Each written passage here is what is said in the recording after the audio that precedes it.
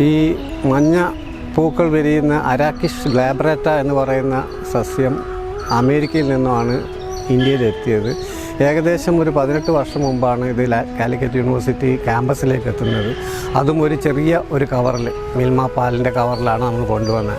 അത് ചെറിയൊരു സ്ഥലത്ത് നമ്മൾ നട്ടു വളർത്തി അതിനെ പ്രൊപ്പഗേറ്റ് ചെയ്ത് ഇന്ന് ഏകദേശം ക്യാമ്പസിൻ്റെ പല ഭാഗങ്ങളിലായി 5 ഏക്കറോളം സ്ഥലത്ത് ഇത് വ്യാപിച്ച് കിടക്കുന്നുണ്ട്.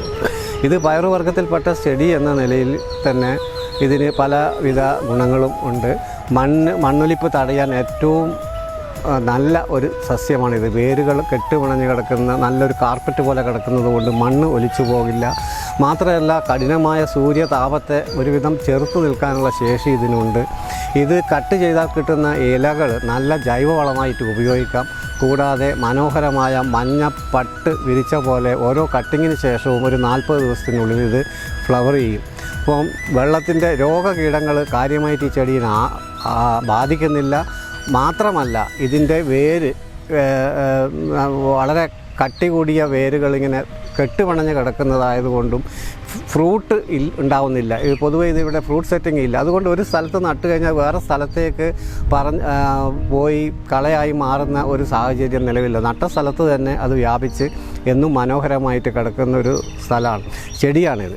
പിന്നെ കൂടാതെ റോഡ് സൈഡുകളുടെ ചരിവുകളിൽ മണ്ണ് പോകാതിരിക്കാനൊക്കെ വെച്ച് പിടിപ്പിക്കാൻ പറ്റിയ ഏറ്റവും അനുയോജ്യമായ ഒരു ചെടിയാണ് അരാക്കിഷ് ഗ്ലാബ്രേറ്റ അല്ലെങ്കിൽ ഓർണമെൻ്റൽ പീനട്ട് എന്ന പേരിൽ അറിയപ്പെടുന്ന ഈ പയറുവർഗ്ഗ സസ്യം.